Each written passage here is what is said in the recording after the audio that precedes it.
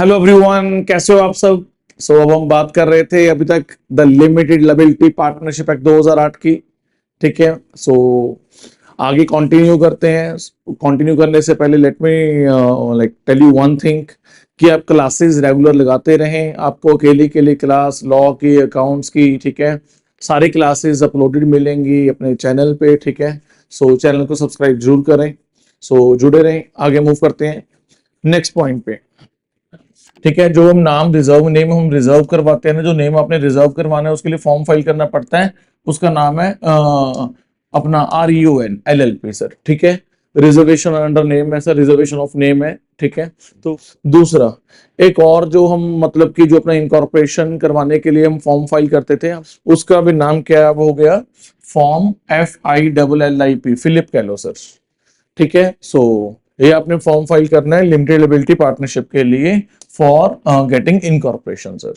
ठीक है। जो आपने इनकॉर्पोरेशन करवानी है सेक्शन 11 के तहत, उसके लिए आपको फॉर्म फाइल करना पड़ेगा फॉर्म फिलिप। ठीक है। उसके बाद सेक्शन 3 4 करना है, फॉर्म 3 फॉर्म 4 या जो भी फॉर्म्स है वो एज इट इज है। ठीक है जी।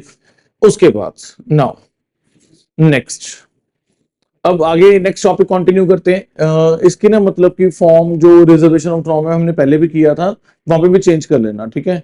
वहां पे भी मैंने फॉर्म 1 लिखा हुआ है शायद। ठीक है। तो वहां पे भी आप चेंज कर लेना, बाकी सब ठीक है। रिजर्वेशन ऑफ नेम, हाँ जी हाँ, यहाँ पे। ठीक है। सेक्शन 16 में ये भी चेंज कर लेना। यहाँ पे हमने पहले क्या लिखा हुआ है, फॉर्म 1 लिखा हुआ है। ठीक है। क्या कर लेना है इसको, REON LLP sir, run LLP। Fine. चलो मूव करें आगे। Now partners and the relation, eligibility to be the partners. Section 22, person subscribing to the incorporation document become the partners upon the LLP's incorporation। तो जो जो बंदों ने, जो जो इंसान इंडिविजुअल्स ने सब्सक्राइब किया था, है ना, फॉर्म फिल किया था, रजिस्ट्रेशन के लिए अप्लाई किया था, उन्होंने अपना नाम उस फॉर्म में फिल किया था, इन अदर वर्ड सब्सक्राइब किया था, जब आप LLP रजिस्टर्ड हो गई, ठीक है, तो उसके बाद यानी कि आप उसके ऑटोमेटिकली क्या बन जाओगे, पार्टनर्स बन जाओगे। ठीक है। आपने अप्लाई किया है, आपने अपना फॉर्म फाइल करते हुए, इनकॉर्पोरेट करवाते हुए आपने अपना नाम लिखा था। ठीक है। आपने अपनी कंसेंट दी थी। नाउ अगर LLP रजिस्टर्ड हो गई तो उसके बाद you are the partners of this LLP। Subsequent partners क्या, उसके बाद क्या कोई पार्टनर्स ज्वाइन कर सकते हैं? Yes, they can join, others can join as a partners as per the terms of the LLP agreement. Relationship of the partners, now आपस में उनका क्या रिलेशनशिप रहेगा? It is governed by the section 23। It is governed by the section 23 sir. ठीक है। Now the LLP agreement governs the mutual rights and duties of the partners and the LLP।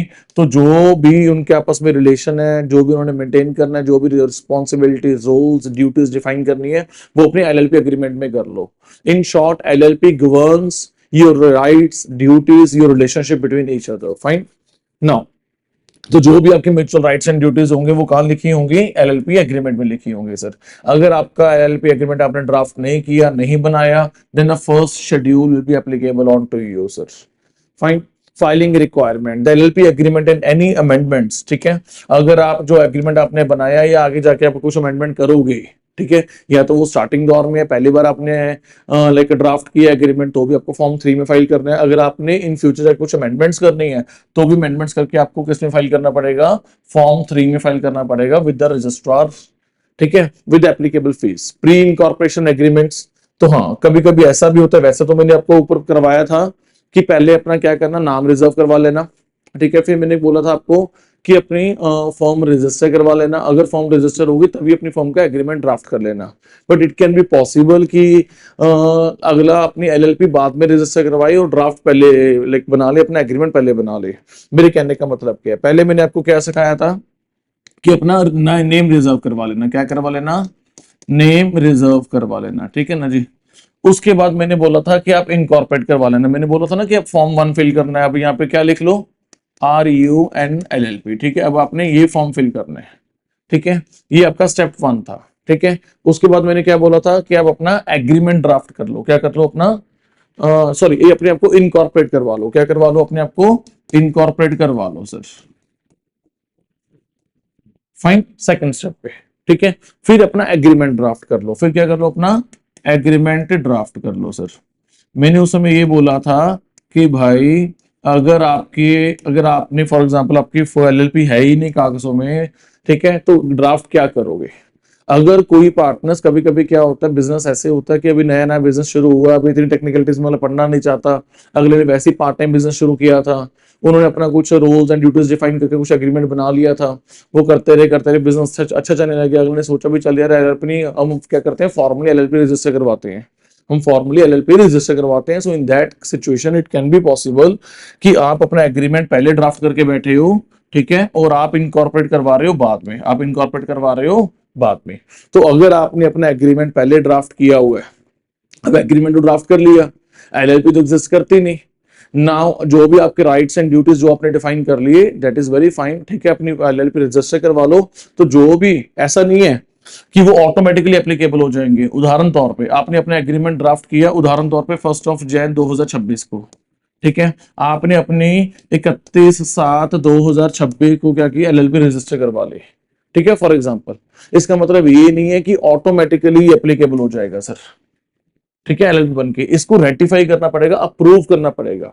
LLP बनने के बाद, LLP बनने के बाद agreement को ratify करना पड़ता है। क्या करना पड़ता है, अप्रूव करना पड़ता है कि हाँ भाई आपको फॉर्मली एक अप्रूवल देनी पड़ेगी, एक ऑफिशियली फॉर्मली आपको अप्रूवल देनी पड़ेगी कि हाँ जो हमने ये एग्रीमेंट ये ड्राफ्ट किया हुआ था, now it will be applicable to this formal LLP जो अपने हमें अभी ऑफिशियली फॉर्मली क्रिएट की है सर, ठीक है। वो ऑटोमेटिकली एप्लीकेबल नहीं होएगा, उसको आपको क्या करना पड़ेगा, रेटिफाई करना पड़ेगा। क्या करना पड़ेगा, रेटिफाई करना पड़ेगा सर। रेटिफाई मींस अप्रूव करना पड़ेगा, रेटिफाई मींस अप्रूव करना पड़ेगा। तो कोई भी एग्रीमेंट जो आपने इनकॉर्पोरेशन से पहले किए हैं, ठीक है, कोई भी आपने एग्रीमेंट ड्राफ्ट किए, कोई भी आपका एलएलपी एग्रीमेंट आपने ड्राफ्ट किया है, can impose application on the LLP, वो तभी की तभी एज ऑब्लिगेशन बनेगा, तभी की तभी एप्लीकेबल होगा अगर आप उसको रेटिफाई करोगे by the all partners after incorporation, ठीक है। वो ऑटोमेटिकली एप्लीकेबल नहीं होंगे सभी प्रावधान, ठीक है। इसलिए हम कह रहे हैं कि कोशिश करो कि पहले अपनी इनकॉर्पोरेशन ड्राफ्ट करवा लो, अपना इनकॉर्पोरेशन सॉरी अपना इनकॉर्पोरेट करवा लो एलएलपी, उसके बाद जाके अपना क्या करना, एग्रीमेंट ड्राफ्ट करना सर। अगर नहीं हो पा रहा तो भी कोई दिक्कत नहीं, कर लो, फिर बाद में रेटिफाई करवा लेना कम से कम, ठीक है जी। तो कहने का मतलब क्या है कि एलएलपी जब तक कागजों में होएगी नहीं, जब तक एलएलपी ऑफिशियली बनी नहीं, तो एग्रीमेंट किसका बना रहे हो, एलएलपी का। एग्रीमेंट ऑफ फलानी एलएलपी, एलएलपी तो है नहीं, पहले एलएलपी बनाओ, ठीक है, फिर अपना ड्राफ्ट बनाओ। अगर आपने पहले अपना एग्रीमेंट ड्राफ्ट बना लिया, बाद में एलएलपी बना रहे हो, तो फिर आपको वो उसको रेटिफाई करना पड़ेगा, प्रूफ करना पड़ेगा फॉर्मली ऑफिशियली सर, फिर वो एप्लीकेबल होएगा, फाइन। उसके बाद section 24 cessation of the partnership interest, voluntarily cessation. So अगर आप अपने पार्टनरशिप फॉर्म अपने जो एलएलपी है छोड़ के जाना चाहते हो तो छोड़ के जा सकते हो।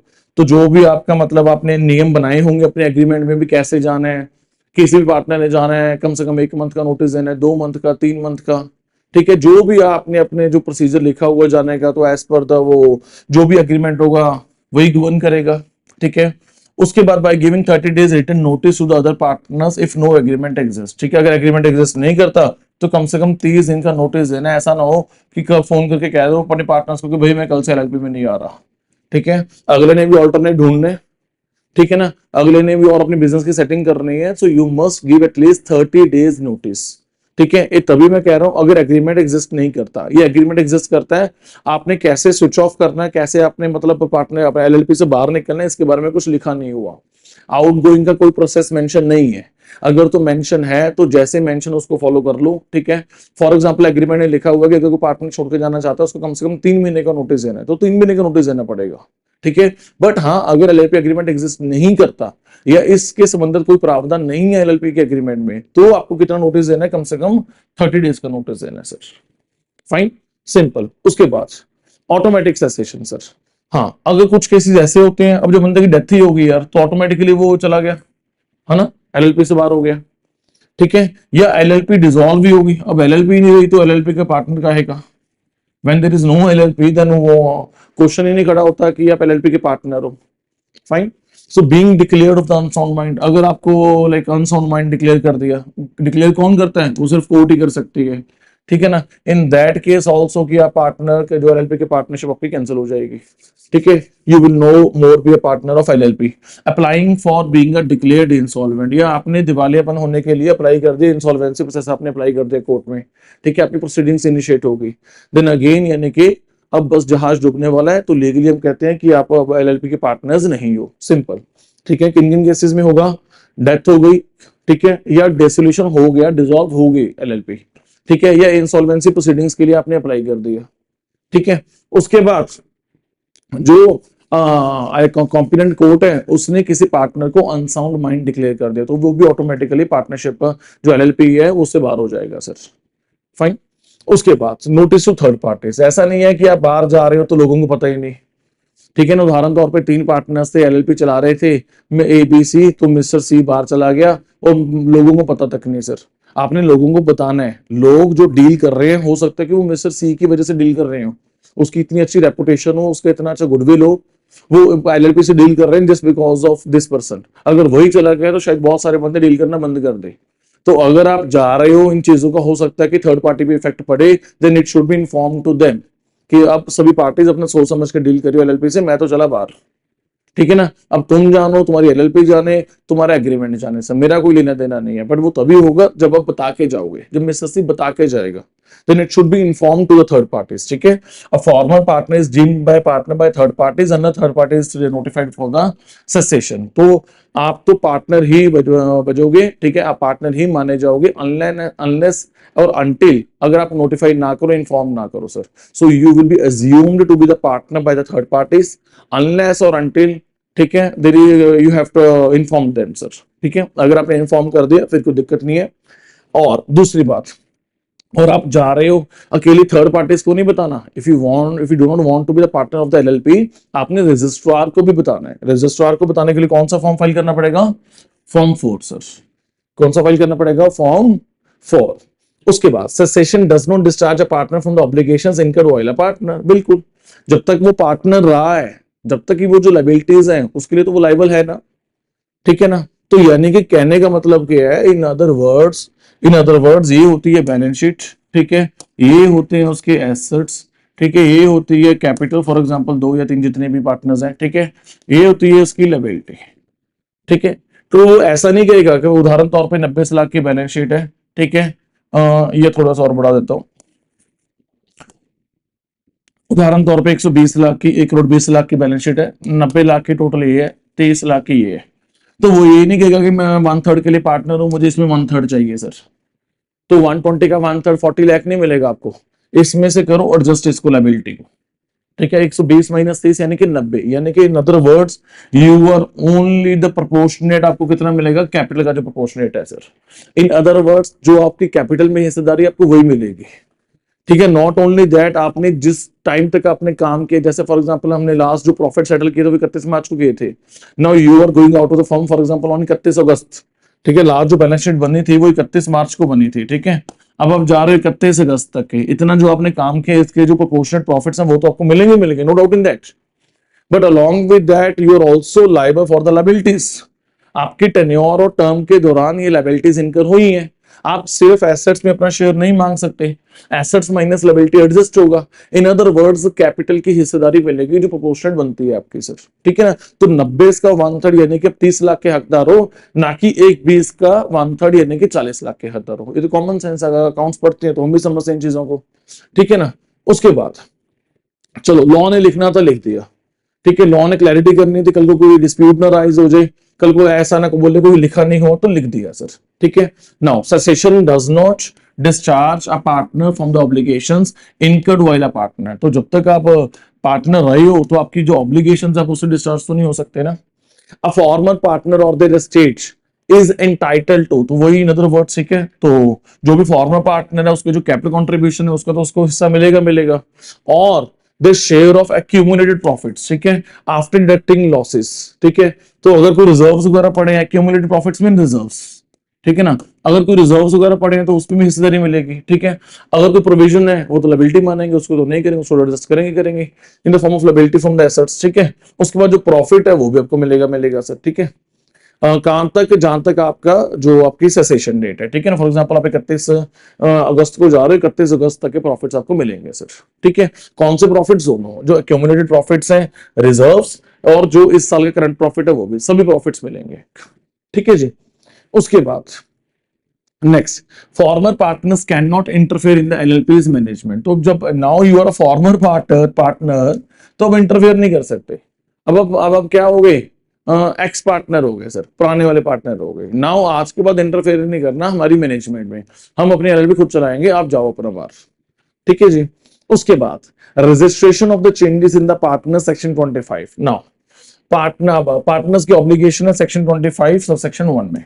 नाउ क्या कह रहा है, partner must notify the LLP of the changes in the name और एड्रेसेस, ठीक है, विद इन 15 डेज। अगर किसी पार्टनर ने अपना कोई नाम चेंज किया है या अपना एड्रेस चेंज किया है, तो ऐसा नहीं है, जब अपने फॉर्म अपनी एलएलपी रजिस्टर करवाई थी तो आपने अपना सारा कुछ नेम बायोडाटा सबमिट किया था ना, इन फ्यूचर जाके अपना नाम चेंज कर लो या फिर फॉर एग्जांपल अपना एड्रेस चेंज कर लो, then it should be inform to the registrar. कौन सा फॉर्म फाइल करना है उसके लिए आपको, कौन सा फॉर्म फाइल करना है उसके लिए, कौन सा फॉर्म फाइल करना है उसके लिए आपको, फाइन कौन सा करना है बेटा, फॉर्म 4।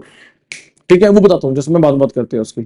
ठीक है, तो अपना ठीक है, कितने दिन में बताना है, 15 दिन के अंदर। कितने दिन के अंदर बताना है, 15 दिन के अंदर अंदर। उसके बाद ठीक है, ऐसा नहीं कि वो बता रहा है, ठीक है, उसके बाद एलएलपी भी बताएगी।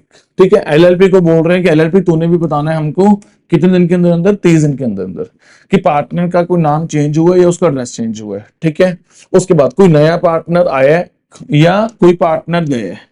ठीक है, इन चारों चीजों में से कुछ भी हुआ है तो उसका वेरवा आपको देना पड़ेगा किसको, आरओसी को। या तो नया पार्टनर आया या पार्टनर चला गया या किसी पार्टनर का नेम चेंज हुआ या एड्रेस चेंज हुआ, किसी भी संबंधित इन चारों चीजों में कुछ भी चेंज हुआ, then it should be inform to the ROC, then it should be inform to the ROC in how many days. ठीक है, तो विद इन 30 डेज। फाइन। उसके बाद तो उसके लिए आपको कौन सा फॉर्म फिल करना पड़ेगा, फॉर्म 4। कौन सा फॉर्म फिल करना पड़ेगा, फॉर्म 4 सर। ठीक है, with prescribed fees, signed and authenticated by the designated partner. तो उसको साइन करने का कौन साइन करेगा, डेजिग्नेटेड पार्टनर सर। ठीक है, for incoming partners include a consent statement signed by the partner sir. ठीक है, अगर कोई नया पार्टनर आ रहा है तो उससे कंसेंट स्टेटमेंट भी ले लो कि वो पार्टनर बनना चाहता है, एक ये भी साथ में फाइल करनी पड़ेगी in case of a incoming of a new partner. Fine. उसके बाद नाउ अगर आप नहीं करते तो पेनल्टी है, पेनल्टी जानबूझ के लगाई है, जानबूझ के। क्यों, उदाहरण तौर पे एबीसी पार्टनर्स थे, ठीक है, ए इन तीनों की आपस में थोड़ी सी बहस वगैरह होगी, कुछ हो गया, सी नाराज हो गया, सी जा रहा है, सी कह रहा है मैं तो जा रहा हूँ छोड़ के एलएलपी। ठीक है, एबीसी एलएलपी कह रही है कि हम तो आपकी इंफॉर्मेशन फाइल ही नहीं करेंगे, जब भाग जाए यहाँ से। वो कह रहा है हद है यार, मैं छोड़ के जा रहा हूँ, मैंने तो अपनी विद इन 15 डेज अपनी मैं कम्युनिकेट कर दूंगा आरओसी से, तुम्हारी भी तो लायबिलिटी बनती, तुम भी तो कम्युनिकेट करो ना कि मैं जा रहा हूँ। कल को नहीं तो क्या होगा, सारे जो अदर पार्टनर्स हैं मुझे पार्टनर मानेंगे। ठीक है, तो कल को आरओसी कहेगा मैं तो पार्टनर हूँ, आप जितनी भी सारी आप लायबिलिटीज करोगे वो मेरे सिर आ जाएंगी। सो आई वांट कि आप भी इन्फॉर्म कर दो एलएलपी को। एलएलपी कह रही मैं तो नहीं कर रही इन्फॉर्म, जा कर ले जो करना है। लॉ कह रहा है इधर आ मेरे पास, इधर आ, ये दिख रहा है, इसको क्या करेगा, पेनल्टी पे कर। मेरी बात समझ आ रही कि नहीं समझ आ रही, तो उसको पेनल्टी पे करनी पड़ेगी सर। कितनी पेनल्टी पे करनी पड़ेगी, 10,000 और 100 rupees per day for the maximum 1 lakh sir. ठीक है, तो LLP and every designated partner को पेनल्टी पड़ेगी। ठीक हो गया। अगर पार्टनर ने इन्फॉर्म करने से कोई हो कि अपना partner fails to inform the LLP sir, ठीक है, तो 10,000 प्लस 1,000 रुपये सेम पेनल्टी है जो कंसर्न पार्टनर को लगेगी सर। ठीक है, ये जो पेनल्टी है ये कहां पे मेंशन है, 25 सबसेक्शन 4 और 5 में सर। ठीक है, तो अब अगर आप 25(2) को लाइक कंप्लाई सही से नहीं करोगे तो भी ये पेनल्टी 10,000 रुपया या 100 रुपीज पर डे, मैक्सिमम कितनी लगेगी, 1 लाख तक। ठीक है, उसके बाद अगर 25(1) की पेनल्टी देखे तो ये भी सेम है, 10,000 से लेके 10,000 प्लस, ठीक है, प्लस है बेटा, 10,000 तो लगनी है, प्लस 100 रुपया प्रतिदिन, प्लस 100 रुपया प्रतिदिन, मैक्सिमम कितनी, 1 लाख तक की सर। ठीक हो गया। उसके बाद now cessation by a partner. A seizing partner can file the notice with the registrar if they believe the LLP will not. ठीक है, अगर उसको लग रहा है कि एलएलपी फाइल नहीं करेगी, ठीक है, तो कुछ ना करे वो उसको इन्फॉर्म कर दे, आरओसी को नोटिस दे दे कि भाई मैं जा रहा हूं, मैंने एलएलपी को बोला है कि फॉर्म फाइल करो, वो फॉर्म फाइल नहीं कर रहे। ठीक है, मैंने उसको बोला कि आपको 1 लाख तक की पेनल्टी लग जाएगी प्लस 10,000, वो कह रहे लग जाने दो, हमें कोई फर्क नहीं पड़ता 1 लाख से, हम पे कर देंगे 1 लाख रुपया। वो कह रहा है कि हम तो, वो उनका तो 1 लाख जाएगा, फर्म इतनी बड़ी है, इतनी बड़ी बड़ी लायबिलिटीज है, वो सारी मेरे सिर आ जाएंगी, वो अपने 1 लाख के चक्कर में मेरा पता नहीं कितना नुकसान करवा देंगे। तो मैं तो ऑलरेडी फॉर्म छोड़ चुका हूं, मैं आपको इन्फॉर्म कर रहा हूं, आप उनसे पूछ लो एक बार। ठीक है, तो अगर आपको लगता है कि एलएलपी आपके बिहाफ पे आपको इंटीमेट नहीं करेंगे कि आप जा रहे हो क्योंकि आपके उनके साथ झगड़ा हुआ है, अरे कोई दिक्कत वाली बात नहीं है, जो सीजिंग पार्टनर है वो नोटिस फाइल करके रजिस्ट्रार को बता दे ठीक है जी। Now the registrar seeks the LLP confirmation, तो फर्स्ट रजिस्ट्रार नोटिस जारी करेगा, एलएलपी से पूछेगा भी हाँ भाई वो पार्टनर पार्टनर है कि चला गया, ठीक है। अगर कोई आंसर रिसीव ना हुआ within 15 days then notice is registered, हम मान लेंगे कि वो पार्टनर जा चुका है सर, ठीक है, क्योंकि उसने रिप्लाई तो करना नहीं है, एलएलपी थोड़ी बैठी है कि मैं नहीं रिप्लाई कर रही भाई, मैं नहीं इंटीमेट करूंगी। अगर 15 दिन के अंदर अंदर कोई जवाब नहीं आया देन मान लिया जाएगा कि वो पार्टनर जा चुका है, फाइन। अगर उन्होंने झूठ बोल दिया वो तो 1 मिनट प्रूफ हो जाएगा, तो सामने वो जो पोज कर रहा है पार्टनर वो प्रूफ कर देगा कि भाई मैं तो जा रहा हूं, मैं तो ऑलरेडी कह रहा हूं जा रहा हूं, ये मुझसे धक्के से उठा रख लेंगे यहाँ पे, मैं कह रहा हूँ कि मैं जा रहा हूँ, मैं झूठ थोड़ा ना बोल रहा हूँ, मैं रिटर्न में लिख के दे रहा हूँ, एफिडेविट फाइल कर दूंगा इस चीज का, मैं मुझसे रिटर्न में ले लो सर, ठीक है ना। तो वो जाहिर सी बात है कि वो चीजें छुपेंगी थोड़ा ना। Now extent and the limitation of liability, extent and limitation of liability, partner as agent, every partner act as agent of the LLP for the business purposes but not of other partners। हम पीछे जो class 12th में करके आए 1932 वाला कानून, वहां पे हम क्या बोलते हैं कि partners are the agents of the partnership firm and as well as partners, ठीक है। तो partnership firm as well as partners वो दोनों के एजेंट एंड प्रिंसिपल दोनों होते हैं सर। एलएलपी में क्या है, वो किसी पार्टनर के एजेंट नहीं है, I can not take a decision on the behalf of other partner, okay, I can only take the decision as per the agreement, as per the power given to me by the agreement, ठीक है, of LLP। I am representing LLP, I am not representing anyone else, that's it। In other words, in the LLP, partners are the agents of LLP, not of any other partner, simple। और 1932 वाले कानून में क्या होता था, वहां पे क्या था कि partners are the agents of each other as well as a partnership firm, fine। So every partner acts as an agent of the LLP for the business purposes but not of other partners, ठीक है। उसके बाद अब section 27 क्या बोलते हैं, now section 27 क्या कहते हैं, the LLP is not liable for the partners action, the LLP is not liable for the partners action. तो एलएलपी कोई जिम्मेवार नहीं होगी अगर partners lacks authority and the third party knows this और does not believe that the partner is a partner. Sir अगर partner के पास अथॉरिटी नहीं थी फिर भी उसने डिसीजन लिया और एलएलपी को नुकसान हुआ एंड थर्ड पार्टी को पता था दिस और does not believe the partner is a partner, ठीक है, या थर्ड पार्टी को पता था, थर्ड पार्टी ने क्यों एग्रीमेंट किया इसके साथ, थर्ड पार्टी को पता है ना कि इसके बाद डिसीजन लेने की ताकत नहीं है, या उसको पता था ये पार्टनर ही नहीं है, ठीक है, मिस्टर ए ने रिप्रेजेंट किया कि वो हमारी एलएलपी का पार्टनर है, उसने कोई एग्रीमेंट कर लिया, सामने वाले पार्टी को पता था कि वो पार्टनर नहीं है, या उसको लग रहा था कि हाँ यार वो पार्टनर नहीं है तब भी किया, then LLP is not responsible, fine. LLP किसी गलत काम के रिस्पॉन्सिबल थोड़ा ना, एलएलपी आप किसी को, मैं तो यही बात कर रहा हूं, ठीक है, सब प्रूफ कैसे करेंगे, पता कैसे चलेगा, जिसने एग्रीमेंट की है वो तो बोलेगा यार मुझे तो पता ही नहीं था, ठीक है, मैं ये बात कर रहा हूं, ठीक है, लॉ में ये चीज लिखी हुई है बट प्रूफ करना एक अपने आप में एक अलग कंसेप्ट होता है, ठीक है ना। हो सकता है कि पार्टनर को दूसरा पार्टनर खड़ा होकर बोल दे कि यार पहले भी हमारा ये चांस हो चुका है, हमने आपको पहले भी बोला था कि हमारा पार्टनर नहीं है, अब आपने इस महीने फिर कॉन्ट्रैक्ट कर लिया, देन इटसेल्फ सेज हमने पहले भी आपके खिलाफ केस फाइल करवाया था पुलिस स्टेशन में, अब क्यों हमारे फर्म के खिलाफ धोखाधड़ी कर रही हो। अगर दूसरे पार्टनर ने ऐसा कुछ खड़े होकर बोल दिया देन क्लियरली शोस है ना कि वो जो पार्टी है जानबूझ के कॉन्ट्रैक्ट कर रही है इस पार्टनर के साथ, मिस्टर ए के साथ, जो हमारी एलएलपी को रिप्रेजेंट ही नहीं करता, जो हमारी एलएलपी को रिप्रेजेंट ही नहीं करता।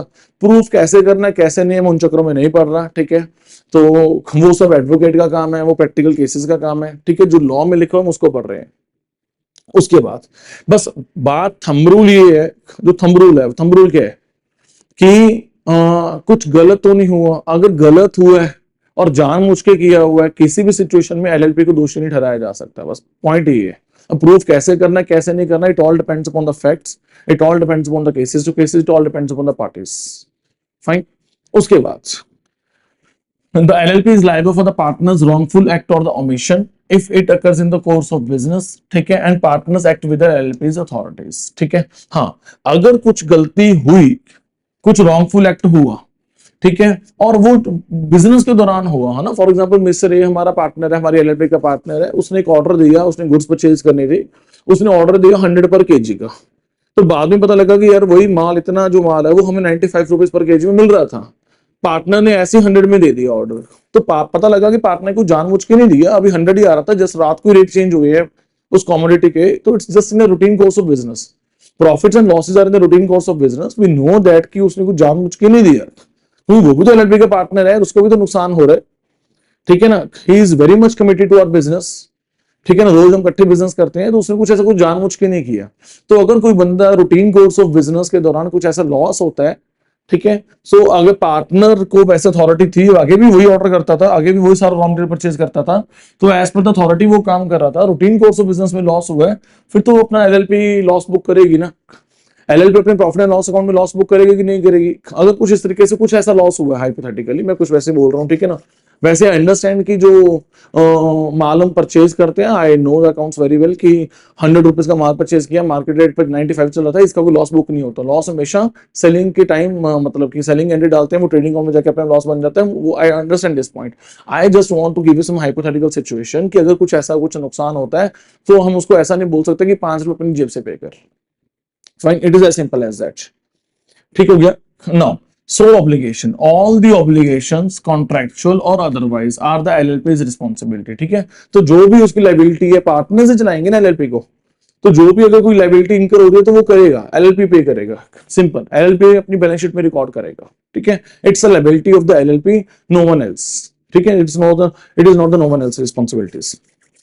Now liabilities are met from the एलएलपी's प्रॉपर्टी, तो एलएलपी पे करेगा इन सिंपल वर्ड, वो तभी होना चाहिए। पॉइंट ये है, ठीक है, पॉइंट सिंपल है सर, ठीक है, पॉइंट सिंपल है कि वो एलएलपी की अथॉरिटी भी होना चाहिए, ठीक है। जिस पार्टनर को अथॉरिटी दे रखी है वो कर रहा है, पार्टनर को अथॉरिटी दे रखी है 10 लाख का कॉन्ट्रैक्ट करने की, वो कर रहा है 50 लाख का, फिर एलएलपी लायबल नहीं है। अगर कोई पार्टनर अपने दायरे में रहकर कॉन्ट्रैक्ट कर रहा है, रूटीन कोर्स ऑफ बिजनेस में कुछ लॉस हो रहा है, लायबिलिटी इनकर हो रही है, वो तो एलएलपी को पे करनी है ना। फर्म को कौन चलाएगा, एलएलपी को कौन चलाएगा? चलाएंगे तो पार्टनर ही, तो एसेट्स भी क्रिएट होंगे, लायबिलिटीज भी क्रिएट होंगे उसमें। तो एक्सटेंट ऑफ लायबिलिटीज, ठीक है, पार्टनर की सेक्शन 28, तो non liability, partners are not personal liable for the एलएलपी's ऑब्लिगेशन अंडर सेक्शन 27, ठीक है, subsection 3 solely by being a partner, ठीक है। इसी के लिए तो कानून बनाया है, इतना मतलब सब क्या कर रहे हैं, इसी के लिए तो कर रहे हैं कि पार्टनर्स रिस्पॉन्सिबल नहीं होंगे एलएलपी की लायबिलिटीज के लिए। पार्टनर्स की पर्सनल की जो लिमिटेड लायबिलिटी है, ठीक है ना, इस लिमिटेड लायबिलिटी का प्रावधान का एंजॉय करवाने के लिए, उसको एक सहूलत देने के लिए, ये तो इसलिए तो कानून लेके आए हैं, ठीक है ना। सो पार्टनर्स अपना आराम से बिजनेस करो, ठीक है, you are having a limited liability. अगर कोई लायबिलिटी एलएलपी की है तो एलएलपी अपने एसेट्स यूज करके वो लायबिलिटी पे करेगी। अगर वो पे नहीं कर पा रही तो अल्टीमेटली पार्टनर्स को हम टच नहीं कर सकते। पार्टनर्स का तो मैक्सिमम रिस्क बस उतना ही है जितना उतने उसने निवेश कर रखा है। अगर ज्यादा से ज्यादा क्या होगा, अगर लॉस होगा तो वो उसका पैसा जाएगा, ज्यादा से ज्यादा क्या है। अगर फॉर एग्जांपल मेरे पास उदाहरण तौर पर 50 करोड़ रुपए, मैंने को 5 करोड़ रुपए कैसे एलएलपी में लगा दे, कल को वो लोग एलएलपी दिवालिया हो गई, कुछ हो गया, तो मैक्सिमम मेरा रिस्क 5 करोड़ का है। मैं मान के चलो मुझे कुछ नहीं मिला है ना, सब कुछ बिक गया, मुझे कुछ नहीं मिला, ठीक है, सारी लिबिलिटीज भी पे नहीं हुई सर, तो मेरा 5 करोड़ गया, मेरे 45 करोड़ को टच भी नहीं कर सकता। सिंपल फंडा। Right? A partner is liable for their own wrongful acts and omission, but not for those other partners. अगर किसी पार्टनर ने कुछ गलत काम खुद किया है, जानबूझ के किया है, कुछ उसने गलती की है या ओमिट की है, उसके लिए वो खुद जिम्मेदार है, ठीक है, दूसरे पार्टनर जिम्मेदार नहीं होंगे। That's it. ठीक है। उसके बाद liability for the misrepresentation, अगर किसी पार्टनर ने, a person who represents or allows a representation as a partner is liable to anyone who extends credit to the LLP based on that representation, ठीक है। अगर किसी बंदे ने अपने आप को रिप्रेजेंट किया, ये रिप्रेजेंटेशन होने के लिए अलाउ कर दिया as a partner, is liable to anyone, fine, वो बंदा होगा वो लायबल होगा to anyone who extends credit to the LLP based upon that representation. तुम इसे रिप्रेजेंट करोगे, कुछ लायबिलिटी इनकर होती है तो पे करो, तो हमने क्या लेना उसके लिए। Fine. LLP की liability. LLP is liable for the credit or benefits derived from such misrepresentation without prejudice to the individual's liability. तो कहने का मतलब क्या है, अगर किसी फॉर एग्जांपल मेरे पास पावर नहीं थी, पर फिर भी मैं लोन मांगने चला गया अपने एलएलपी के लिए, और एलएलपी को लोन मिल भी गया, कल को एलएलपी ये नहीं कह सकते कि चंदन के पास पावर नहीं थी, उसने तो मिसरिप्रेजेंट की है, हम तो जो लोन मिला है वो तो मिसरिप्रेजेंटेशन से मिला है, we will not pay back the loan, no. Liability LLP की है, एलएलपी ने बेनिफिट्स डिराइव किए थे, एलएलपी ने लोन लिया था, एलएलपी को पैसा मिला था, वो पैसा उसको रिटर्न करना पड़ेगा। एलएलपी कल को ये एक्सक्यूज नहीं कर सकती कि सामने वाले पार्टनर ने मिस रिप्रेजेंट किया या किसी और को मिस रिप्रेजेंट करवाया, किसी और से करवाया है और मुझे लोन मिल गया तो ये तो गलत मिला है, गलत लॉजिक से मिला है, ये मैं पैसा वापस नहीं करूंगा। You have to return that money because LLP को जो पैसा मिला है वो आपने उसका बेनिफिट्स भी तो एंजॉय किया ना लेते पैसा। आप कह देते कि यार इसको पावर नहीं है, ये तो हमारे लिए लोन अप्लाई नहीं कर सकता, इसको तो हमने एज पर एग्रीमेंट पावर ही नहीं दे रखी इस पार्टनर को, हम नहीं लोन दे रहे, तो अब आपने लोन क्यों लिया? ठीक है, if you have derived any benefit then you have to pay that. किसकी बात कर रहा हूं? एलएलपी की। तो मैं वही बात कर रहा हूं जो एलएलपी है, it is liable for the any credit of the benefits derived from such misrepresentation without prejudice to the individuals liability. तो कल को ये मत कह देना कि वो अपना क्या नाम है उसकी लायबिलिटी है। ठीक है, अगर वो, इसका मतलब एक और चीज है, विदाउट प्रेजुडिस मतलब क्या होगा, इसका मतलब और चीज है। फॉर एग्जाम्पल ठीक है, लेकिन एलएलपी को लोन मिला था उदाहरण तौर पे 80 लाख का, ठीक है 80 लाख का। कल को एलएलपी कहे कि यार ठीक है मिस रिप्रेजेंट हुआ, तो लॉ कह रहा है कि 80 लाख खुद वापस करो। एलएलपी कह रही ठीक है मैं कर दूंगा, पर एलएलपी कह रही मेरे पास तो 50 लाख है, एलएलपी कह रही मेरे पास तो 50 लाख है सर। ठीक है, तो लॉ कह रहा है इस पार्टनर को पकड़ के लेके आओ, इधर तूने मिस रिप्रेजेंट किया था ना, ठीक है, तो हम तुझे भी नहीं छोड़ेंगे, हम तुम्हें भी नहीं छोड़ेंगे, 30 लाख तू पे कर, 30 लाख तू पे कर सामने वाले क्रेडिटर को। सर मेरी बात समझ आ रही है कि नहीं? In other words LLP is also liable and partner is also liable. In other words LLP is liable without prejudice to the liability of individual. Sir ठीक है, हम उसकी लायबिलिटी को एग्जम्प्ट नहीं कर रहे। मेरी बात समझ आ रही है कि नहीं समझ आ रही? उसके बाद without prejudice to the individuals liability. Now उसके बाद post death scenario, post death scenario sir, ठीक है जी। Now using a deceased partners name does not make their estate liable for the LLP's act after death. अगर किसी partner की death हो गई, उसका नाम यूज करके किसी ने लोन ले लिया, तो वही उसकी मतलब अब वो बंदा चला गया, उसकी संपत्ति बेच के थोड़ा लोन पे करो, उसकी गलती है। अगर कोई इंसान चला गया, उसकी डेथ हो गई, ठीक है, उदाहरण तौर पर मिस्टर एक पार्टनर था, मिस्टर एक पार्टनर था, मिस्टर ए, ठीक है, उसकी डेथ हो गई, उसका नाम यूज करके मिस्टर बी ने लोन ले लिया, तो कल को क्रेडिटर्स ये नहीं कह सकते कि मिस्टर ए तो चलो नहीं है, इसकी संपत्ति को बेचो हमारा लोन पे करो। Fine, it is not possible at all. ठीक है, तो ये चीज लॉ में लिखी हुई है, सिंपल सर, ठीक है ना। तो using a deceased partners name does not make their estate liable, तो उनकी संपत्ति कोई लायबल नहीं होगी, उनकी संपत्ति बेच के वो लायबिलिटी पे नहीं करनी। ठीक है, बी जाने क्रेडिटर जाने, मिस्टर ए का कोई लेना देना नहीं है सर। ठीक है, उसका लोन मिले ना मिले हमें कुछ लेना देना नहीं है। उसके बाद unlimited liability in case of fraud. Sir अगर फ्रॉड करोगे तो जो भी फ्रॉड करोगे तो अपना खुद भुगतो बैठ के, और क्या, ठीक है ना। तो उसमें अनलिमिटेड लायबिलिटी है, आपको लॉ लिमिटेड लायबिलिटी का प्रावधान दे रहा है, इसको एंजॉय करो but in a bonafide way.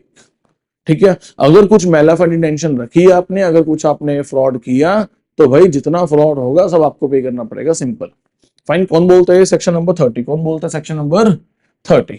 So if the LLP or the partners acts with the intent to defraud the creditors or for the fraudulent purpose, ठीक है, अगर LLP ने फ्रॉड किया या पार्टनर्स ने फ्रॉड किया या उसने इंटेंशन थी उनको फ्रॉड करने की, ठीक है, their liability is unlimited for the LLP's debts, sir. ठीक है, तो उनकी लायबिलिटी अनलिमिटेड है।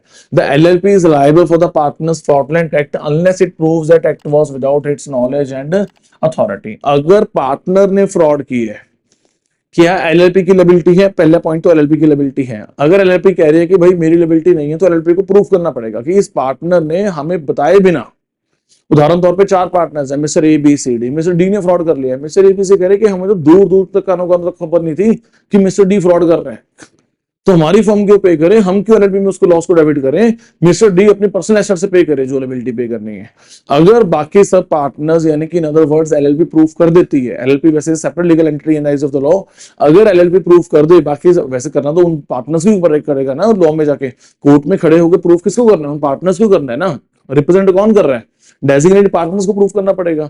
अगर designated partners on the behalf of this LLP proof कर दें कि भाई हमें दूर दूर तक कानून तक खबर नहीं थी, इस बंदे ने बाहर जाके फ्रॉड किया, हमें तो पता ही नहीं था, देन एलएलपी को एग्जम्प्ट किया जा सकता है, देन एलएलपी को एग्जम्प्ट किया जा सकता है, अदरवाइज एलएलपी इज लायबल।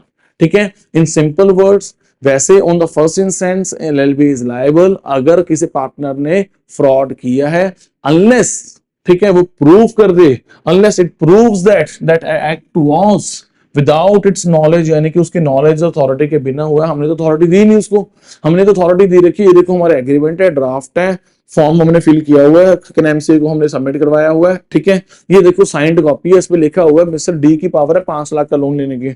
अब इस स्टेट बैंक में जाके इसने 50 लाख का लोन अप्लाई कर दिया अपने दम पे, ठीक है, इसने खुद ही साइन कर दिया, तो हम कोई जिम्मेवार नहीं है, इसने बियॉन्ड अथॉरिटी जाके की है, ठीक है, या बियॉन्ड अथॉरिटी किया या जो भी किया हमें पता नहीं था sir, what ever the case में भी सर, ठीक है जी। सो विदाउट नॉलेज और अथॉरिटी, और लिखा हुआ एंड नहीं लिखा हुआ है, ठीक है, तो उसके लिए आपको सजा कितनी होगी, फ्रॉड कर रहे हो, बस कुछ नहीं है, 5 साल तक की सजा है सर, ठीक है, और 50,000 से लेके 5 लाख तक का फाइन लग सकता है, दैट्स इट सर, फाइन। उसके बाद कंपनसेशन, तो एलएलपी एंड इन्वॉल्व्ड पार्टीज, जो भी फ्रॉड करेगा, ठीक है, एलएलपी एंड इन्वॉल्व्ड पार्टीज तो कंपनसेट करेंगे जिनको नुकसान हुआ है, ठीक है, due to the fraud conduct. The LLP is not liable, बस हाँ वो ठीक है, पहले इंस्टेंस में एलएलपी और पार्टीज दोनों क्या है, लायबल है, बट हाँ अगर एलएलपी प्रूव कर दे कि यार मेरी नॉलेज के बिना हुआ, मेरी कंसेंट के बिना हुआ, then LLP is not liable, simple, एक एक्सेप्शन है यहाँ पे। मेरी बात समझ आ रही कि नहीं समझ आ रही, इट इज सिंपल। उसके बाद whistle blowing sir, now the court or the tribunal may reduce or waive the penalties for the partners or employees who provide useful information during an investigation। अगर कोई एलएलपी के खिलाफ कोई investigation चल रही है, ठीक है, कोई पुलिस जांच पड़ताल कर रही है, कोई इन्वेस्टिगेशन कर रही है, सरकारी अथॉरिटीज कर रहे हैं, अगर कोई मिस्टर डी, उदाहरण तौर पे मिस्टर ए विसल ब्लोअर बन गया, वो कह रहा है कि मैं बताऊंगा एलएलपी ने क्या करतूतें की है, मैं हेल्प करता हूं आपको। अगर mister A as a whistle blower काम कर रहा है और एलएलपी का सारी हरकतें बता रहा है, ठीक है, पुलिस अथॉरिटीज को, सरकारी अथॉरिटीज को असिस्ट कर रहा है, यूजफुल इंफॉर्मेशन बता रहा है ड्यूरिंग एन इन्वेस्टिगेशन, ठीक है, तो हो सकता है कि इसकी इस अच्छे काम के लिए कोर्ट और ट्रिब्यूनल क्या करेंगे, उसकी पेनल्टी को रिड्यूस या खत्म कर सकते हैं, fine. Provide information leading to the convictions under the LLP act और द अदर लॉस, ठीक है, अगर कोई एलएलपी गलत काम कर रही थी और उसमें एक पार्टनर ने खड़े होकर सरकारी अथॉरिटीज की हेल्प की और बाकी एलएलपी जो बाकी सारे पार्टनर्स जो गलत काम कर रहे थे उसका पर्दाफाश किया या कन्विक्शन करवाने में हेल्प की, तो हो सकता है कि कोर्ट और ट्रिब्यूनल एक सॉफ्ट इंस्टेंस लेके उस पार्टनर को छोड़ दे या उसकी पेनल्टी वेव कर दे या कम कर दे, एज द केस में भी कोर्ट और ट्रिब्यूनल की मर्जी है, ठीक है। उसके बाद अब क्योंकि वो विसल ब्लोअर बन रहा है, ठीक है, कि वो बाकी पार्टनर्स नाराज हो जाएंगे, भी अच्छा विसल ब्लोअर तो बन रहा है, तू जाके अथॉरिटीज की हेल्प कर रहा है, हम तुम्हें फर्म से बाहर निकाल रहे हैं, चल भागे यहाँ एलएलपी से बाहर, हम तुम्हें सस्पेंड कर रहे हैं, डिसमिस कर रहे हैं, कुछ भी नहीं कर सकते आप उसको, ठीक है। पार्टनर्स और the employees can not be discharged, demoted, suspended, threatened, harassed, discriminated against for providing the such information। उनको टच भी नहीं करना सर, ठीक है। कौन कह रहा है, सेक्शन 31, कौन कह रहा है ये, सेक्शन 31 सर। मिसल ब्लोइंग का सेक्शन कौन सा है, सेक्शन 31। फ्रॉड वाला कौन सा था, फ्रॉड वाला कौन सा था, सेक्शन 30 सर, ठीक है। विसल ब्लोइंग कौन कह रहा है, सेक्शन 31 सर, फाइन। उसके बाद final disclosures, maintenance of books of accounts, records and audit, section 34। तो आपने अब अकाउंट्स कैसे मेंटेन करने, रिकॉर्ड कैसे मेंटेन करना है, ऑडिट कैसे करवाना है, सेक्शन 34 उसके ऊपर टिप्पणी करता है, ठीक है। Now LLP must maintain proper books of accounts for each financial year on a cash or accrual basis। Double entry system आपको फॉलो करना पड़ेगा। तो जो भी आपके जो सारे अकाउंट्स हैं ये आपने कहां पे रखने हैं, इसका रिकॉर्ड कहां पे रखना है, एट रजिस्टर्ड ऑफिस। कल को कोई सरकारी अथॉरिटी ने कुछ चेक करना है, कोई जांच पड़ताल करनी है, तो वो जाके आपके रजिस्टर्ड ऑफिस पे उस अकाउंट्स को एक्सेस कर सके इजिली, इसलिए आपको वहां पे कहां पे रखने हैं उसको, एट रजिस्टर्ड ऑफिस, ठीक है। उसके बाद statement of accounts and solvency sir, prepared as of the last day of the financial year, ठीक है। तो जाहिर सी बात है, यानी कि 31 मार्च की स्टेटमेंट ऑफ अकाउंट्स क्या होता है, यानी कि जो फाइनेंशियल स्टेटमेंट्स आप बना रहे हो 31 मार्च के बनेंगे, बैलेंस शीट किसकी बनेगी, 31 मार्च की बनेगी, ठीक है। तो वो 6 महीने के अंदर अंदर आपको फाइनेंशियल ईयर एंड वो बना लेने हैं, ठीक है। वो डेजिग्नेटेड पार्टनर उसके ऊपर साइन करेंगे, फाइन। सो एनुअली आपको एक सबमिट करना पड़ता है, file with registrar annually in the prescribed form, उसके लिए फॉर्म 8 जमा करवाना पड़ता है, फाइन। उसके बाद अकाउंट्स ऑडिट करवाना है नहीं करवाना है, ठीक है। So accounts must be audited as per the prescribed rules, जो भी रूल्स बने हुए हैं, ठीक है। इनकम टैक्स ऑडिट होएगा नहीं होगा वो सब इनकम टैक्स एक्ट बोलेगा, ठीक है। उसके बाद जीएसटी ऑडिट होना है नहीं होना वो सब जीएसटी बोलता है, आपने सुना होगा शायद मे बी। अभी तो आपको टैक्स लॉज है नहीं अभी, वो तो अभी सिलेबस का पार्ट नहीं है, अभी आपने सुना होगा जो किसी की 2 करोड़ की सेल है उससे ऊपर है तो उसको ऑडिट करवाना है, उसके नीचे नहीं करवाना, कंपनीज को करवाना पड़ता है, कुछ ऑर्गेनाइजेशन को करवाना ही पड़ता है ना, इरिस्पेक्टिव ऑफ द लिमिट्स। वो सारा कुछ कहाँ लिखा हुआ है, टैक्स लॉज में लिखा हुआ है, यहाँ पे नहीं लिखा हुआ है। ठीक है, टैक्स ऑडिट करवाना है नहीं करवाना या कोई भी कुछ भी। सेंट्रल गवर्नमेंट में exempt certain एलएलपीज from the audit requirements via notification sir. ठीक है जी, छोटी फर्म्स को एग्जाम्प्ट करना कर सकते हो, कोई दिक्कत वाली बात नहीं है, लॉ कर दिया सरकार को, कानून ने।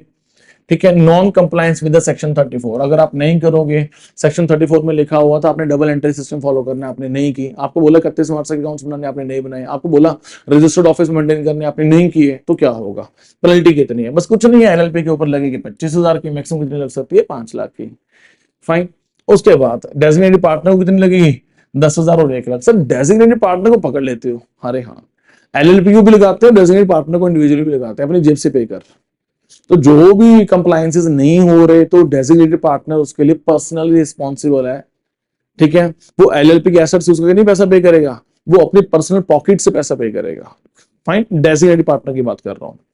उसके बाद अगर आपने एक स्टेटमेंट ऑफ सॉल्वेंसी फाइल करना पड़ता है, अगर आप वो फाइल नहीं करोगे तो उसकी पेनल्टी कितनी है, एलएलपी के ऊपर कितनी है 100 per day up to ₹1 lakh, designated partner कितनी है 100 per day up to ₹50,000 sir. Fine, जितनी भी सारी पेनल्टीज हैं सभी कानून की मैं आपको बिल्कुल शॉर्ट चार्ट बना के दे दूंगा, एक जगह पे लिख के दे दूंगा, ये प्रावधान है, ये करना था, ये पेनल्टी है। ठीक है, पूरा मैं आपकी लिस्ट बना के आपको हैंड ओवर कर दूंगा। ठीक है, सो हाँ, कोई दिक्कत वाली बात नहीं है, जस्ट मुझे एक मैसेज ड्रॉप कर देना, सिंपल।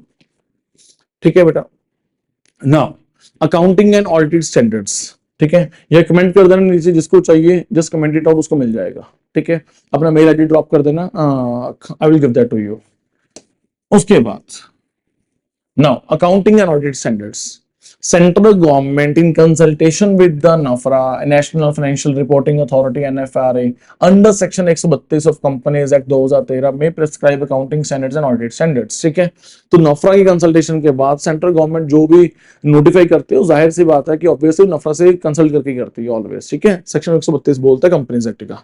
तो कौन कौन से अकाउंटिंग स्टैंडर्ड्स फॉलो करने हैं एलएलपी को, कौन कौन से ऑडिटिंग स्टैंडर्ड्स फॉलो करने हैं, वो समय समय पे सेंट्रल गवर्नमेंट को पावर दे दी है एक्ट ने कि वो समय समय पे नोटिफाई कर सकती है। ठीक है, उसके बाद एज ऑफ नाउ कौन कौन से हुए हैं, कौन कौन से नहीं हुए वो आपके सिलेबस का पार्ट नहीं है, तो इसलिए हम इतनी डीप में नहीं जा रहे, सिंपल। ठीक है, so these standards are recommended by the Institute of Chartered Accountants of India under the Chartered Accountants Act 1949 sir. तो जाहिर सी बात है ये स्टैंडर्ड्स कौन रिकमेंड करेगा, ICI, as per the chartered accountants act 1949 sir. एक उसके बाद हर एक एलएलपी को अपनी एक एनुअल रिटर्न फाइल करनी पड़ती है with in 60 days of the financial year. ठीक है, फॉर्म 11 में जाती है एनुअल रिटर्न, क्या जाती है फॉर्म 11 में ही जाती है एनुअल रिटर्न। सर फॉर्म्स की भी लिस्ट चाहिए वो भी दे दूंगा, सिंपल। ठीक है, जॉन जॉन से फॉर्म लगते हैं, जॉन जॉन से आए हैं, वो सभी की लिस्ट मिल जाएगी आपको। सर इंपॉर्टेंट सेक्शंस की भी लिस्ट चाहिए वो भी मिल जाएगी, just comment it out, that's it. Fine, उसके बाद ठीक हो गया। Now next. ठीक है, every LLP must file an annual return with the registrar within 60 days of the financial year's closure in the prescribed form 11। ठीक है, with the prescribed fees। ठीक है, तो कितने दिन में करवाना है, 60 दिन के अंदर। 31 मार्च को साल खत्म होगा, 60 दिन तकरीबन आपका बना 23/5, कब बना 23/5 को। ठीक है, तो साल खत्म होने के से सिर्फ 60 दिन मिलेंगे, 30/5 तक आपने अपनी एनुअल रिटर्न फॉर्म 11 सबमिट करवा देना है, दैट्स इट।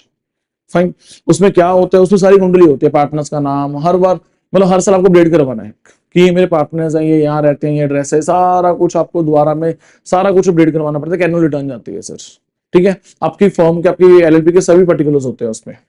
उसके बाद अगर नहीं करोगे पेनल्टी कितनी है, कुछ नहीं है, सिर्फ और सिर्फ कितनी है 100 पर डे लगेगी एलएलपी को, और इसको भी कितनी लगेगी 100 पर डे, मैक्सिमम 1 लाख, इसको कितनी है मैक्सिमम 50,000 डेजिग्नेटेड पार्टनर को सर। ठीक है, फाइनेंशियल ईयर कौन सा यूज करना है आपने यहाँ पे मेंशन है सर। ठीक है, सो 1 अप्रैल से लेकर 31 मार्च तक। फॉर द एलएलपीज इनकॉर्पोरेटेड आफ्टर 30 सितंबर, अगर आप पहली बार बने हो, 30 सितंबर से बाद बने हो, उदाहरण तौर पे नवंबर दिसंबर जैन में बने हो सर, तो आपको फिर 31 March of the next following year होगा सर आपका। फॉर एग्जांपल अगर आपने कोई एलएलपी इनकॉर्पोरेट करवाई उदाहरण तौर पे 10 अक्टूबर 2024 को करवाई, ठीक है, अब 10 अक्टूबर 2024 यानी 31 मार्च 25 वो लेस देन 6 मंथ्स हुआ, तो वो सरकार कह रही भी इतनी जल्दी पता नहीं अकाउंट्स कैसे मेंटेन करोगे, छोड़ो अगले साल इकट्ठे फाइल करती हो, ठीक है। उसके बाद क्या होगा, देन ईयर ऑन ईयर आपको एक साल मिलेगा, देन ईयर ऑन ईयर फिर 1 अप्रैल 31 मार्च बन जाएगा आपका, वो कोई बड़ी बात नहीं है, बट फॉर द फर्स्ट जो आपने फाइल करनी है आपके लिए क्या रहेगा, साल कौन सा रहेगा ये, 10 अक्टूबर 24 से लेके 31 मार्च 25 नहीं, 31 मार्च 26, 31 मार्च 26, यानी कि लगभग 1.5 साल हो गया, लगभग कितना हो गया ये, 1.5 साल 10 दिन कम लगा लो, ठीक है ना। तो ये आपके लिए पहला फाइनेंशियल ईयर होगा। अगर आपकी फॉर्म 30 सितंबर से पहले बनी है, देन 31 मार्च जो फॉलोइंग ईयर, जो नेक्स्ट ईयर जो आ रहा है उसका होगा। जैसे उदाहरण तौर पे 1 सितंबर को बनी है, तो 1 सितंबर 24 से लेके, ठीक है, 1 सितंबर 24 से लेके 31 मार्च 25 ही आपका क्या है, फाइनेंशियल ईयर है। आपने यही अकाउंट्स कंपाइल करने हैं। पर अगर लेस देन 6 मंथ्स है, यानी कि 1 अक्टूबर से बाद बनी है, 30 सितंबर से बाद बनी है, 1 अक्टूबर से बनी है, देन फिर वो जो फॉलोइंग ईयर है वो नहीं, उससे जो नेक्स्ट ईयर है वहां तक आपके अकाउंट्स कंपाइल होंगे sir, for the first year. फिर उसके बाद देन ईयर ऑन ईयर तो सिंपल ही है, वो तो हर साल जाएगा, वो तो 1 अप्रैल से 31 मार्च, 1 अप्रैल से 31 मार्च, 1 अप्रैल से 31 मार्च एंड सो ऑन सर, ठीक हो गया। उसके बाद अगर हम अपने अपनी एलएलपी को कन्वर्ट करवाना है, ठीक है, अगर आप अपनी सिंपल नॉर्मल पार्टनरशिप फॉर्म को एलएलपी में कन्वर्ट करवाते हो, हमने पहले भी बात की थी, वो कौन सा शेड्यूल एप्लीकेबल है, सेक्शन सॉरी अपना सेकंड शेड्यूल, ठीक है, कहां मेंशन है, सेक्शन 55 में। अगर प्राइवेट कंपनी कन्वर्ट करवानी है 3rd schedule, unlisted public company करवानी है 4th शेड्यूल, इसके लिए 56 है, अनलिस्टेड पब्लिक कंपनी के लिए 57 सेक्शन है सर, फाइन। पहली बात। दूसरी बात, जो लिस्टेड पब्लिक कंपनीज हैं लाइक रिलायंस इंडस्ट्रीज, इन्फोसिस, जो लिस्टेड है मार्केट में, एनएसई में, बीएसई में, कहीं भी स्टॉक एक्सचेंज में लिस्टेड है, वो कन्वर्ट नहीं हो सकते एलएलपी में, ओके। अनलिस्टेड पब्लिक कंपनी, जो लिस्टेड पब्लिक कंपनी है, जो लिस्टेड है सर, है ना, ठीक है, वो कन्वर्ट नहीं हो सकती एलएलपी में सर, ठीक है, वो कन्वर्ट नहीं हो सकती एलएलपी में, फाइन। उसके बाद नाउ अगर इन तीनों को आपने किसी को भी कन्वर्ट करवाना है तो उसका प्रोसेस क्या है, ठीक है। पहले सबसे पहले आपने क्या करना है, नाम अप्लाई करना है, ठीक है। अब तक तो आप थे एबीसी प्राइवेट लिमिटेड, अब आप रखना चाहते हो अपना नाम एबीसी एलएलपी, तो सबसे पहले आपने अपना नाम रिजर्व करवाना है। क्या करवाना है, आपने अपना नाम रिजर्व करवाना। नाम रिजर्व करवाने के लिए क्या करना पड़ेगा, RUN LLP फॉर्म फाइल करना पड़ेगा, फाइन। उसके बाद file application for the conversion, ठीक है, एक आपको एप्लीकेशन कन्वर्जन के लिए देना पड़ेगा, उसकी फॉर्म में फिल हो, जो सारे उसी फॉर्म में सब कुछ फिल हो जाएगा, ठीक है। So same form use for the incorporation along with all the attached documents as per the relevant schedule, ठीक है, तो वो आपको सब सबमिट करवाने पड़ेंगे। Compliance with the conditions all the partners, ठीक है। ऐसा नहीं है कि आपके पहले जो पार्टनरशिप फॉर्म थी उसमें 10 पार्टनर थे या 6 पार्टनर्स है, अब आप एलएलपी बना रहे हो उसमें 2-4 पार्टनर चले गए, अरे नहीं ये कन्वर्जन नहीं है, फिर तो अपनी नई एलएलपी खोल लो अपने, वो आपकी पार्टनरशिप। अगर सभी की सभी पार्टनर्स आ रहे हैं तभी हम कन्वर्जन मानेंगे सर, ठीक है। All the partners of the firm, या जो शेयर होल्डर्स हैं वो सभी के सभी क्या बनने चाहिए, पार्टनर्स बनने चाहिए ऑफ द न्यू एलएलपी, तभी उसको कन्वर्जन का केस मानेंगे सर, ठीक है। नहीं अगर आएगा ऐसा तो अपने अपना नहीं करवाओ रजिस्टर, ठीक है, फिर हम ये नहीं मानेंगे कि भाई क्यों कन्वर्ट हो रहे हो। No security interest charges on the asset as they may be or they may be satisfied. Consent of all the partner shareholders required. Fulfill conditions mentioned in the respective schedule, sir. ठीक है, तो बस जो partner बन रहा है उसकी consent ले लो सर, ठीक है। उसके बाद अपना जो भी कंडीशंस वगैरह है वो जो मेंशन है वो सब अपना फुलफिल कर लो, दैट्स इट सर, ठीक है। सो सिक्योरिटी क्या होता है, गिरवी रखना सर, ठीक है, ऑन द एसेट्स, ठीक है। उसके बाद सर्टिफिकेट ऑफ रजिस्ट्रेशन, ठीक है। तो कन्वर्ट करवा रहे हो तो सारी जानकारी देनी पड़ती है, कोई एसेट वगैरह गिरवी तो नहीं है, कोई लोन तो नहीं ले रखा, कोई मॉर्गेज तो नहीं है, वो सब देना पड़ेगा। Anyhow once the registrar is satisfied, ये ना मुझे फिर भी एक बार चेक करना पड़ेगा, फॉर्म में खोल के देख लूंगा ऐसा देना पड़ता है कि नहीं देना पड़ता, ठीक है। I am holding it out till now, ठीक है, एक बार फॉर्म खोल के देख लूंगा ओपन करके। Anyhow once the registrar is satisfied he issues a certificate of registration as the LLP।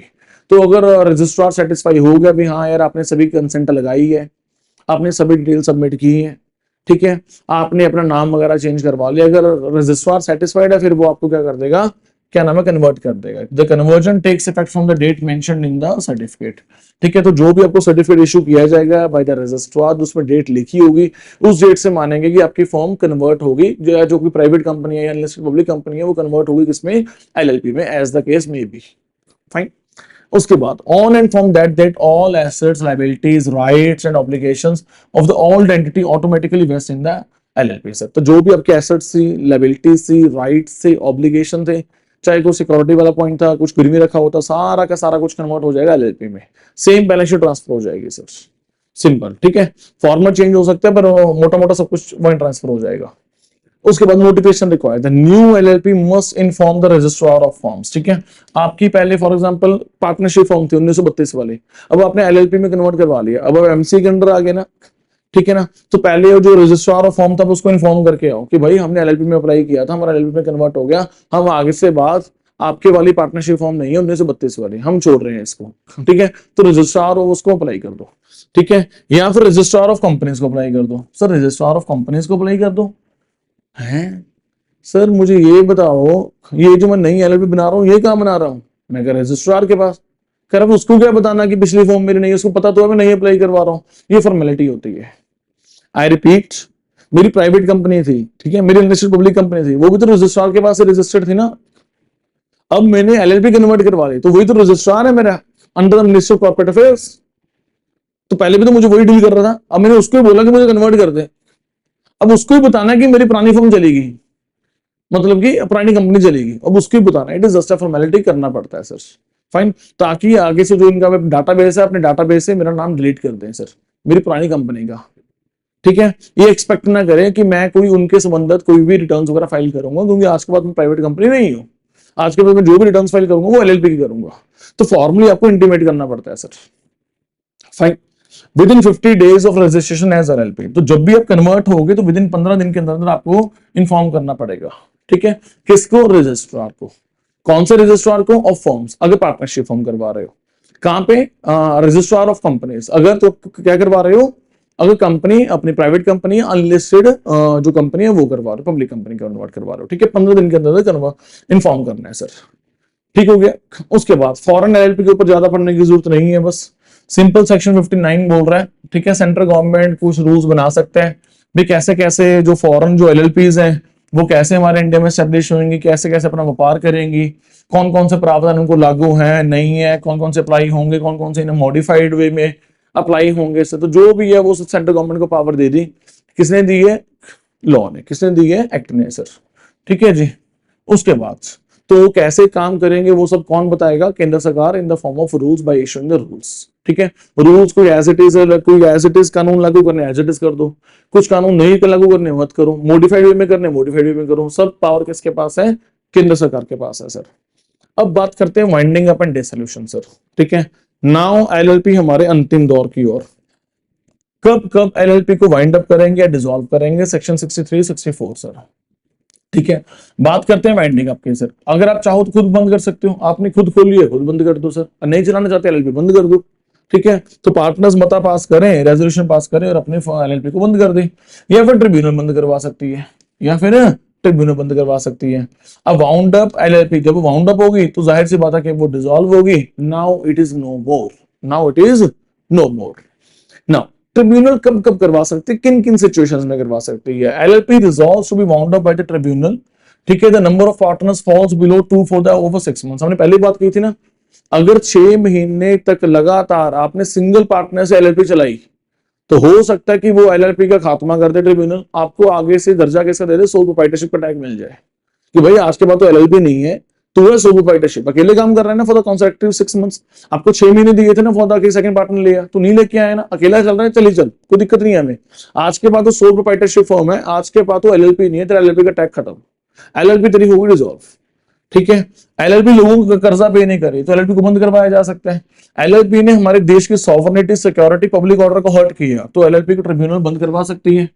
ठीक है, अगर एलएलपी ने लगातार, हमने बोला था ना स्टेटमेंट ऑफ अकाउंट सबमिट करी हो, अपनी जो फाइनेंशियल स्टेटमेंट्स है, एनुअल रिटर्न है, फॉर्म 11 वाली वो देनी है, अगर आपने लगातार 5 साल हो गए ना तो आपकी बैलेंस शीट आ रही है ना आपकी एनुअल रिटर्न आ रही है, तो ट्रिब्यूनल आपकी एलएलपी बंद कर देगा सर। ठीक है, अगर आपने लगातार 5 साल सबमिट नहीं की, सिंपल। उसके बाद या और कोई कारण लगे उसको भी हाँ जस्टिफाइड है यार, इक्विटेबल है, उदाहरण तौर पे पार्टनर्स का आपस में डिस्प्यूट हो गया बहुत जबरदस्त, डेडलॉक हो रखा है ना, लड़ इतना लड़ा कि इनको आपस पैचअप नहीं हो रहा, तो हो सकता है कि ट्रिब्यूनल उसके इसमें एलएलपी बंद कर दे सर। ठीक है, उसके बाद कैसे बंद करनी है, कौन से फॉर्म फिल करने पड़ेंगे, कौन सा नहीं करना पड़ेगा, वो सेंट्रल गवर्नमेंट सेक्शन 65 यूज करके रूल्स प्रिस्क्राइब कर सकती है, नो डाउट इन दैट। उसके बाद A partner can lend money or engage in the other transaction with the LLP enjoying the same rights and obligation as a non-partner. आपने class 12th में पढ़ा है, क्या पार्टनरशिप फॉर्म पार्टनर से loan ले सकती है? ले सकती है, दे सकती है, दे सकती है, रेंट ले सकती है, दे सकती है, दे सकती है, ले सकती है, अरे कोई दिक्कत नहीं है। एज अ थर्ड पार्टी उसको डील कर सकती है, एलएलपी पार्टनर के साथ अपनी डीलिंग्स कर सकती है, उसमें कोई रोक टोक नहीं है। ठीक हो गया। उसके बाद application of companies act 67, the central government may apply the provisions of 67 with modification, ही छोड़ दो, मुझे आई डोंट थिंक सो कि ये इतना है। ठीक है, एक्चुअली क्या है मैं बता देता हूँ है क्या है इसमें। अब 67 क्या है, बेसिकली स्पेशल कोर्ट्स के बारे में है। सेक्शन स्पेशल कोर्ट्स क्या बोलता है, ठीक है, इसमें क्या है, स्पेशल कोर्ट्स का प्रावधान है। ठीक है, अब स्पेशल कोर्ट्स क्या है, वो कह रहा है कि इसके जो कुछ केसेस होंगे, डिस्प्यूट्स होंगे, उसके लिए ना केंद्र सरकार नई स्पेशल कोर्ट्स बनाएगी, पर आज तक ना कभी बनी नहीं, आज तक कभी बनी नहीं। ठीक है, वो कह रहे हैं कि इनके जो केसेस हैं वो स्पेशल कोर्ट में डील होंगे सर। ठीक है, तो such notifications must be laid before the parliament for 30 days for approval और modification. Establishment of special court 67A, the central government may establish the special court for speedy trial of offences under LPH. ठीक है, वो special courts बना सकते हैं। जो special courts बनेंगी ना, जो 3 साल तक के केसेस, जिस केसेस में 3 साल तक की सजा का प्रावधान है, उसको डील कौन करेगा, सेशन जज। ठीक है, 3 साल और ज्यादा, 3 साल और ज्यादा का जो प्रावधान है उसको कौन डील करेगा, सेशन जज रैंक का जो जज होगा, वहां पे उसकी नियुक्ति होगी। जो स्पेशल कोर्ट्स, कौन सी कोर्ट जो आज तक बनी नहीं, कि लॉ में लिखा था कि बनाएंगे, लॉ में लिखा था सरकार बना सकती है, स्पेशल कोर्ट्स का गठन कर सकती है। अब इंफ्रास्ट्रक्चर तो सरकार ने खड़ा करके देना है ना, बिल्डिंग्स वगैरह सब कौन अलॉट करेगा, वो तो सारा पैसा सरकार के पास ही होता है। तो एक्ट बोल रहा है कि अगर लॉ चाहे, अगर सरकार चाहे तो सरकार बना सकती है। अगर बनाओगे तो जो नियुक्ति होगी, जो केसेस होंगे 3 साल की, जिन केसेस में 3 साल या उससे ऊपर के सजा का प्रावधान है, उसको डील कौन करेगा, सेशन जज या एडिशनल सेशन जज के रैंक का बराबर का जज। ठीक है, उसके बाद जो 3 साल तक की सजा है, उसके नीचे सजा है, तो मेट्रोपॉलिटन मैजिस्ट्रेट या जुडिशियल मैजिस्ट्रेट तो फर्स्ट क्लास का जो रैंक का जज होगा वो उसको डील करेगा। ठीक है, इन द मेन टाइम जब तक कोर्ट्स बन के तैयार नहीं हो जाती, इन द मेन टाइम जब तक कोर्ट्स बन के तैयार नहीं हो जाती, एक्ट कह रहा है कि जो हम सेक्शन 435 में नहीं बनाते, क्या नाम अपना, कोर्ट्स बनाते हैं, जो कोर्ट्स बनाते हैं, ठीक है, as per the companies act 2013, companies act 2013 के केसेस को निपटारा करने के लिए स्पेशल कोर्ट्स बनती हैं under the companies act using section number 435। तो इन द मेन टाइम वही कोर्ट्स यूज कर लो, इन द मेन टाइम उन्हीं कोर्ट्स में अपने केसेस निबेड़ लो। ठीक है, तो आजकल व्हाट आई थिंक कि ऐसा ही होता है। ठीक है, क्योंकि रेलिवेंट्स उसकी जो कोर्ट्स है, स्पेशल कोर्ट्स है, वो बनी नहीं सर। ये सब कहाँ लिखा हुआ है, 67A में लिखा हुआ है सर। किसमें लिखा हुआ है, 67A में लिखा हुआ है सर। मेरी बात समझ आ रही है कि नहीं, 67 का आगे 67A सर। ठीक हो गया। उसके बाद section 67B, procedure and powers of special courts. अब उसका प्रोसीजर क्या होएगा, उसकी पावर क्या होगी, किसकी बात कर रहा हूँ, सेक्शन 67B की बात कर रहा हूँ। Offences are triable only by the special court in the area of the LLP registered office. तो जहां जिस एरिया में स्पेशल कोर्ट ओपन हो गई, तो जो भी अब केस लगाना है स्पेशल कोर्ट में लगाना है। ठीक हो गया। Special courts can try the related offences and other laws along with the LLPs acts and offences. ठीक है, तो जो भी है वो जाहिर सी बात है कि वो एंटरटेन करेंगे जो भी ऑफेंसेस होंगे। फाइन। उसके बाद offensive with imprisonment up to 3 years may be tried summarily with the maximum sentence of 1 year। In a case requires a longer sentence, special court can switch to a regular trial वगैरह वगैरह। ठीक है, तो छोड़ो, इन चीजों में इतना कुछ भी नहीं है। बस कहने का मतलब यही है कि अगर स्पेशल कोर्ट में केस लगा तो स्पेशल कोर्ट उसको डील करेगी, सिंपल। ठीक हो गया। उसके बाद ठीक है, उसका ट्रायल ऐसे हो सकता है, ऐसा नहीं हो सकता है, डोंट थिंक सो में ऐसा कुछ पूछा जाएगा। ठीक है, और अगर कोई लॉन्गर सेंटेंस का बड़ा केस बन रहा है उसमें, ठीक है, तो special court can switch to a regular trial sir. ठीक है, वैसे मैंने यहाँ पे लिख दिया, हिंट दे दिया यहाँ पे।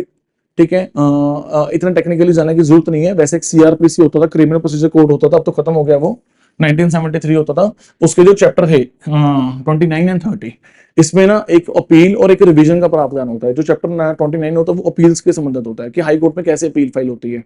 ठीक है, या हाई कोर्ट किस केस में अपने केसेस को जजमेंट्स को रिवाइज कर सकती है। तो अपील कैसे फाइल करनी है, उसके लिए आपको सीआरपीसी पढ़ना पड़ेगा, आपके हमारे सिलेबस का पार्ट नहीं है। और हाई कोर्ट्स कैसे उस केसेस को रिवाइज करेंगी, ठीक है, वो भी हमारे सिलेबस का पार्ट नहीं है। ठीक है, पर हमें पता होना चाहिए कि वो क्या लिखा हुआ है, क्या एलएलपी एक्ट में लिखा हुआ है, आंसर इज लिखा हुआ है, इसलिए हम पढ़ा रहे हैं। ठीक है, सेक्शन 67C में लिखा हुआ है। ठीक हो गया। उसके बाद मैंने यहाँ पे नीचे वैसे मेंशन कर दिया कि जो सीआरपीसी है ना 1973, अब वो चेंज हो गया, रिप्लेस हो गया। अब उसका नया कानून आ गया, भारतीय नागरिक सुरक्षा संहिता, बीएनएसएस बोलते हैं उसको, 1 जुलाई 2024 से। भारतीय नागरिक सुरक्षा संहिता सर, ठीक है। पहले कौन कौन सा होता था, सीआरपीसी होता था, बहुत सारी बुक्स में सीआरपीसी लिखा हुआ है, ठीक है। अब वो चेंज हो गया, तो मैंने जिसका नोट लगा दिया, ठीक है। तो उसके जो भी रेलिवेंट होंगे चैप्टर्स होंगे वो एप्लीकेबल होंगे, ठीक है। तो कुल मिला के कहने का मतलब क्या है, चाहे ये अपना क्या नाम है ट्रायल की बात है, ठीक है, चाहे ये अपना क्या नाम है अपील की बात है, तो ये सब लिखा हुआ है। ये अपील का कहाँ लिखा हुआ है, सीआरपीसी में लिखा हुआ है, यानी कि आज का BNSS में लिखा हुआ है। तो वो जहां पे लिखा हुआ वैसे अपील्स फाइल होंगे, सिंपल, ठीक है। मुझे था कि ऐसा भी एमसीक्यू ना बन के आ जाए, ठीक है, तो इसलिए मैंने एक लाइन में मेंशन कर दी, दैट्स इट, ठीक है। Now therefore the high courts can now exercise the powers under the corresponding chapters of the BNSS 2023 sir, ठीक है। एप्लीकेबल है इसका नाम BNS 23, ठीक है। एप्लीकेबल हुआ था 24 से, 1 जुलाई 24 से।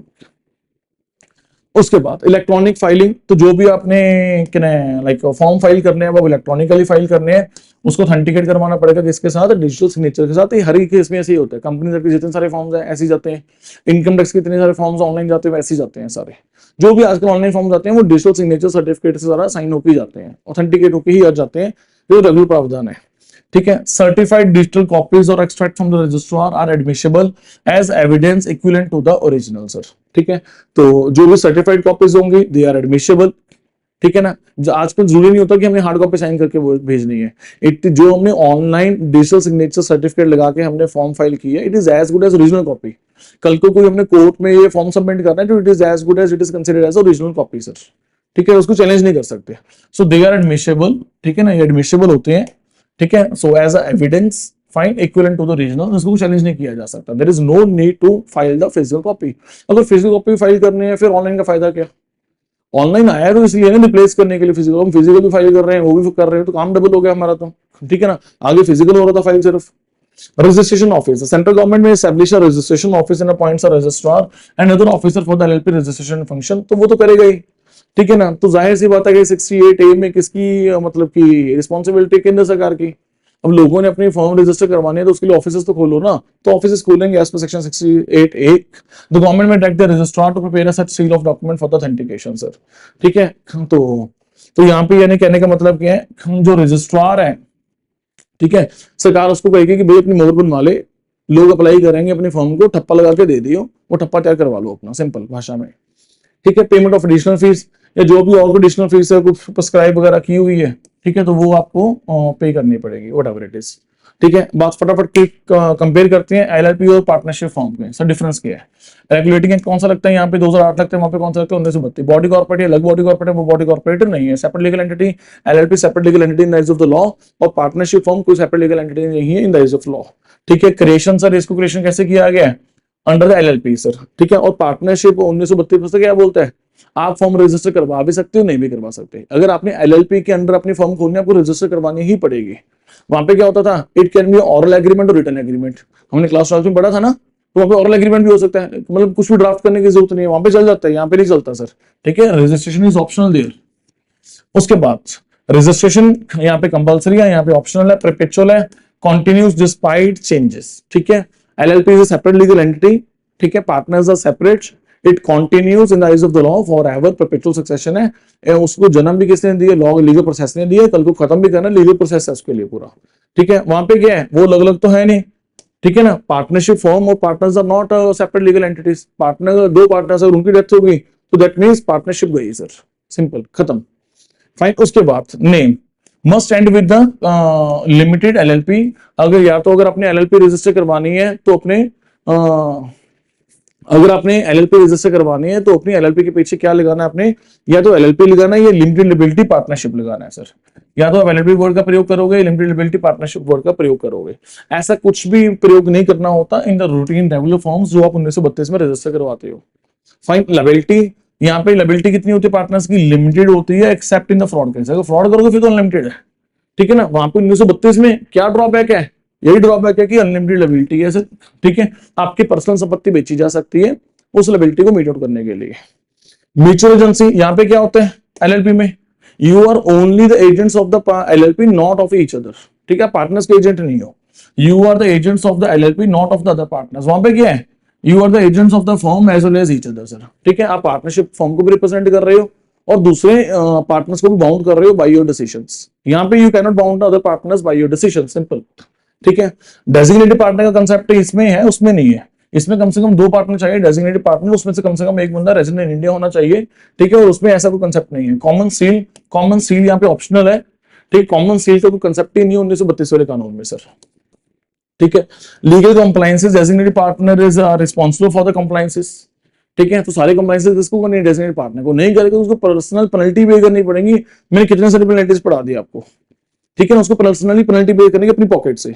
डेजिग्नेटेड पार्टनर्स का तो कंसेप्ट ही नहीं है। तो जो भी कंप्लायंसेस करनी है, अगर रजिस्टर्ड फर्म आपने करवा रखी है तो आपको करनी है, नहीं करोगे तो आप सब खुद रिस्पॉन्सिबल हो।